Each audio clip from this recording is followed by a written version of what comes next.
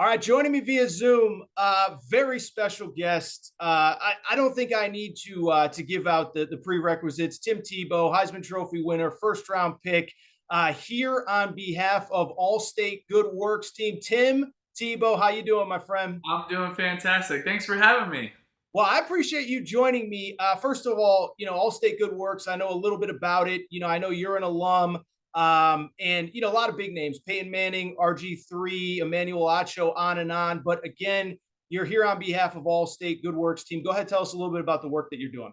Well, I was fortunate to be on the team my senior year and to then be an ambassador for many years after. And I love it because, being part of the Good Works team isn't for what you do on the field. It's for who you are and the choices you make off of it. And these 22 members of the team this year, 11 from the FBS, and the other 11 are made up of FCS, Division II, Division III, NAIA.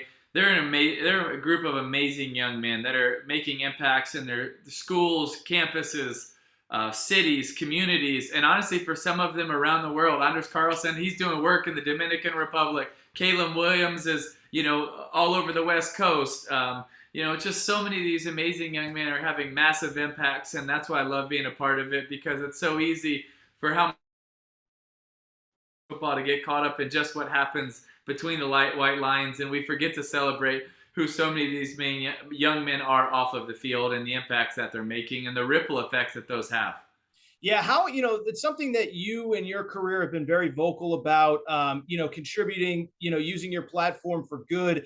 How good is it for you to kind of see the younger generation, especially a guy like Caleb Williams, right? We read about the on the field performance, the business opportunities that he now has, but I know he's not the only one, so I don't want to just kind of put the spotlight on him, but to kind of see that torch in its own way passed down from your generation, previous generations, and the kids now still have an appreciation for kind of helping out and using that platform for more than just football. Many before me, it's just been really encouraging. Honestly, one thing that's been so cool is a lot of these guys have had opportunities in the NIL space, and they've taken, some of them have taken a lot of it, some have taken portions of it and given it to charities and used it. So it's not just been with their actions, it's also actually now been with their pocket as well. And that's been really cool to be able to see that impact. And I think what it's important to realize and what they have realized is the ripple effects that come from their actions, right? Is what they've been blessed with the platform and opportunity. And when they make decisions to care, to love, to support, to give back, it also is contagious for their community, for their teammates, for other people that can rally with them and beside them. And now that ripple effect is so much more because there's a movement versus just a moment. Speaking, I just mentioned Caleb Williams, all that. Real quick, you're obviously now you've played at the highest levels. You're now in the analyst role. I mean, college football is a lot different than when you played just 10 years or so ago. But as an analyst and as a guy that gets to travel these campuses, watch, what has you excited about college football so far this season? Well, I think it's the upsets. I think it's the small schools challenging. I mean, if you were to pause it on Saturday night, at one point, it looked like UTSA could have beaten Texas. It looked like Missouri State could have upset Arkansas. South Florida and Florida. South Florida was at that moment was beating Florida. Like it was over and over and over again. And you're thinking Utah was tied with San Diego State at that moment. What else was there? I mean, it's 6 or 7 games that are it's at that moment, right? And a lot of the favorites went on to win.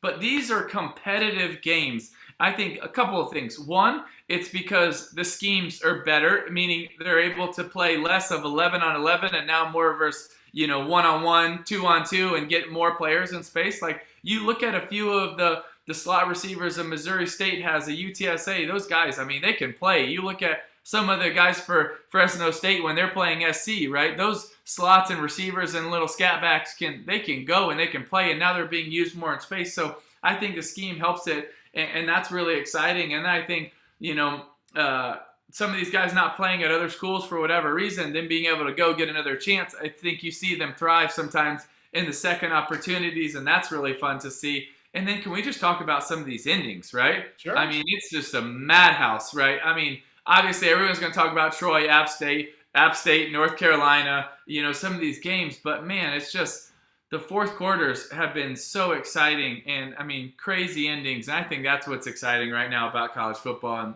so much more I could mention. But man, pretty fun. You mentioned kind of the schemes evolving and all that. When you were at Florida, Urban Meyer was very much at the forefront of, he was the offensive genius of his time. I know to ask you to encapsulate 4 years in a one sentence answer or whatever, what was it like to be a Florida Gator at that time? You guys were on top of college football. The basketball team was good. I was talking to a Swimming buddy. was good. Yes. Gymnastics was good. Softball was awesome. Yeah, it was special. I mean, it was cool when you would go to like a training table and you would have guys that you knew were about to be Olympians, guys that have already won natties, guys that were about to be first round picks and whatever they did. You know, Stacey Nelson, our softball pitcher, none of our baseball guys could even hit her. Like Yeah. it was awesome. So it was a fun time. And remember, like we would go to the O Dome to watch the basketball team, and we would just be so excited to watch Joakim Noah and the boys, just be able to mash other teams. And honestly, I think we all played off of it. I think it honestly genuinely made us better because we could go learn from the basketball team. We could share insights with softball and vice versa, and always learn and talk about it. Even though we're training our skill set, that's to be played in something different. Pressure is pressure. Big moments are big moments. Attention to detail. Those are all things that you can learn from one another. And I think we did, and we also didn't want to be the laughing stock of the school, right? We knew everyone was being held to such a high standard, and that mattered. What is it about Coach Meyer that allowed you guys to have success? Ohio State, Utah. I mean, everywhere the guy has gone, immediate success, sustained success. You know him probably as well as anybody, from a football perspective. What has allowed him to be that guy everywhere he goes in college? Well, I think he's a really good evaluator of talent and recruiter of it, and then I think he's a very good he's someone that demands excellence and then tries to get a good coaching staff around him to make everybody live up to that level that that is demanded of them. And I think those are some really those are some qualities that not everybody has, right? Not everybody, and I think those are some things that he does. That man, you look at all his players that played for him at Ohio State and Florida. How many guys went on to go to the next level? He's very good at seeing talent and then demanding it at a very high level.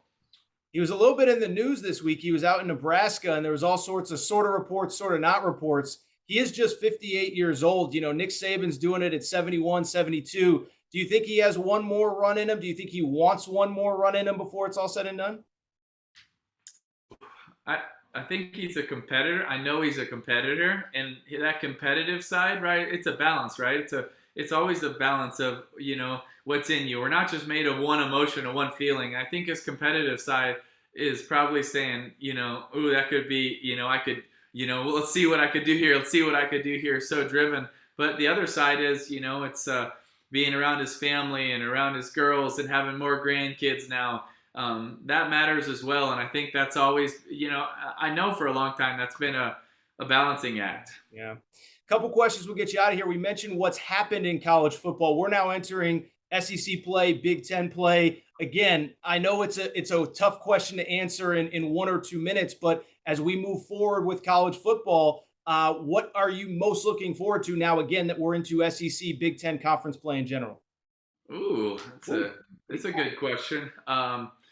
All right, is anybody going to be able to match up with Ohio State and C.J. Stroud, right? Michigan's looked really good, I love that J.J.'s been able to really show some new dynamic things, and I think Michigan has probably realized that you could get through pieces of the Big Ten and then maybe upset Ohio State but still not have what it takes to win the Natty, right? So now they're probably focusing their brain of we got to do what it takes to win, but we also got to prepare for an Alabama, Georgia, knowing that because last year it wasn't competitive, And I think Harbaugh, he's a good enough coach, and he knows, okay, like JJ's got to be a playmaker to help get us over that next hump, and so that's interesting to see what's going to happen there in the Big Ten. I loved how Penn State played this weekend against Auburn. Jordan-Hare, such a hard place to play, and I know they don't have a really good team this year.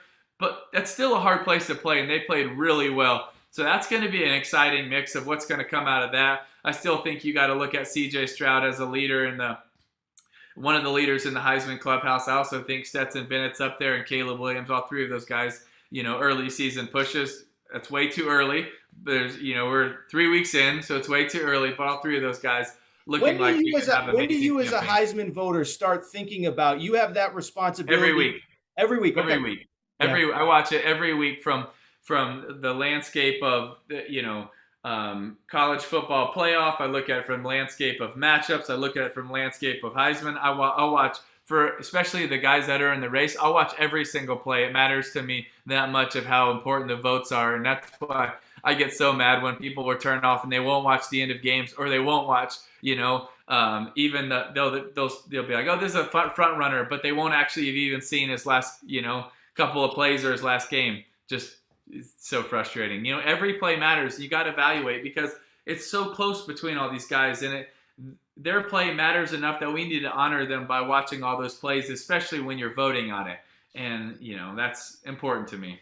No, some guys say that you don't focus too much too early in the season, blah, blah, blah, blah, blah. So I was just curious. But Tim, I know you have a lot of other calls. I don't want to take up too much of your time. Again, you're here on behalf of AllState Good Works team. Where can people find out more about your campaign, your work, and then the campaign in general?